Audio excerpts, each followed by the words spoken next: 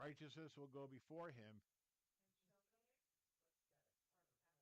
And Revelation, of course, emphasizes God's righteousness and his justice. That's the point of it.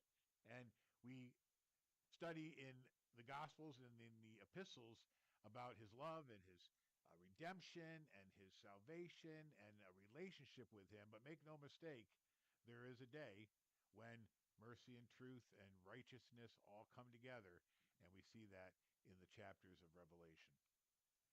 Our reading plan's complicated. We aren't meeting next week because it's Thanksgiving. So it's actually 2 weeks of reading. So we have one chapter left. This is probably so complicated to read. But basically, it's Revelation 22. And then you're going to read chapters 3 through 11 of Luke. So that's again. And then next week we'll start our study in Luke.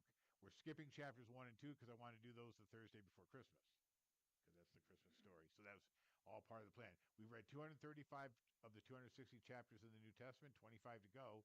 There's 24 chapters in Luke, and then that one stray Revelation 22. So as I look at that on the screen, I'm going, I have no idea what I was thinking that would somehow be clear, because it's just not. But just ignore it. The last chapter of Revelation 22, and then Luke chapters 3 through 11. That makes sense what's up there right now. John and Dodie are going to come up and lead us in worship.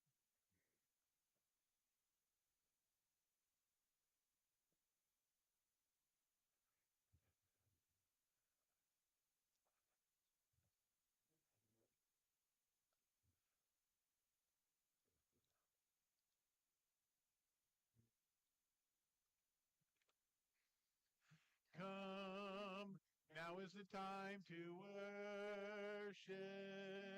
Come, now is the time to give your heart. Come, just as you are to worship. Come, just as you are before your God. Come. One day every tongue will confess you are God. One day every knee will bow. Still the greatest treasure remains for those who gladly choose you now. Come, now is the time to worship. Come. Now it's to give. Oh, come, just as you to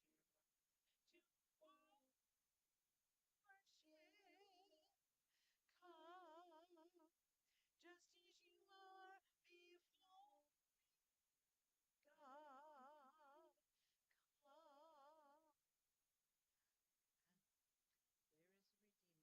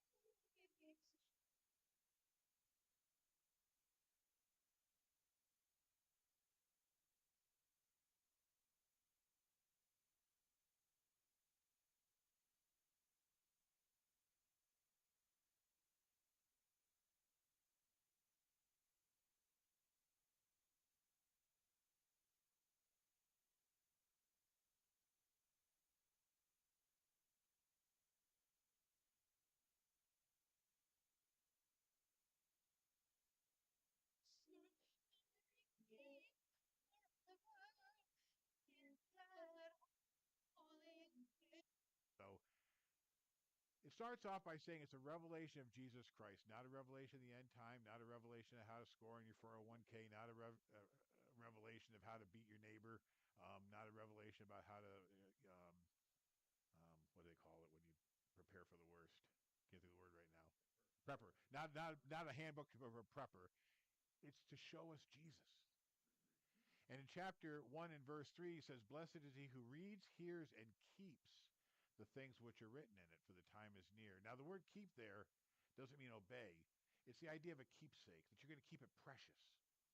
That keepsake that you just hang on to and has a special place on your shelf, and you dust it off gently, and you keep your focus on it. For me, that's the chair that was probably my great-great-great-great-grandparents that went over on a Conestoga wagon. It's in my house, safe, away from all the hubbub and the cats. They don't get anywhere near it. That's a keepsake. I keep it. Very precious. And so we should keep these things close to our hearts.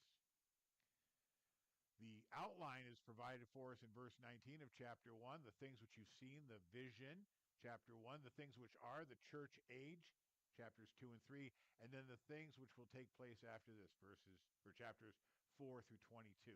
So we've talked about this in the last few weeks. What we haven't really talked about a lot is all the stuff you think of about the end times. And for this, I would point you to countless Koinonia House resources. I made the comment, I told Ron, a very timely Koinonia House released on its TV app, The Rapture briefing pack, just at the same time we were here. And so we can talk about the rapture, we can talk about the mark of the beast, the name of the beast, the number of the beast, the gathering at Armageddon. Ron can explain to you why it's not the battle at Armageddon. It's the gathering at Armageddon, am I right?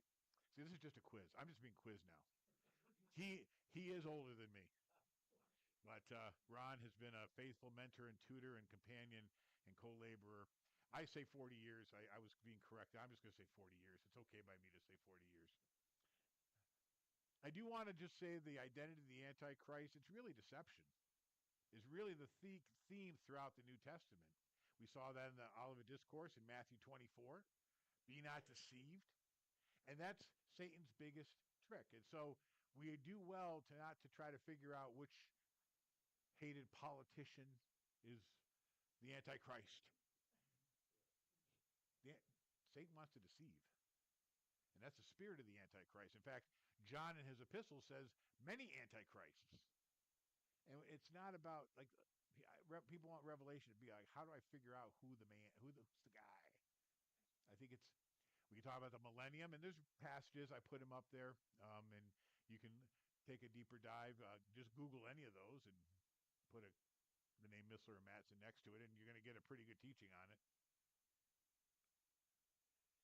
But I just have a different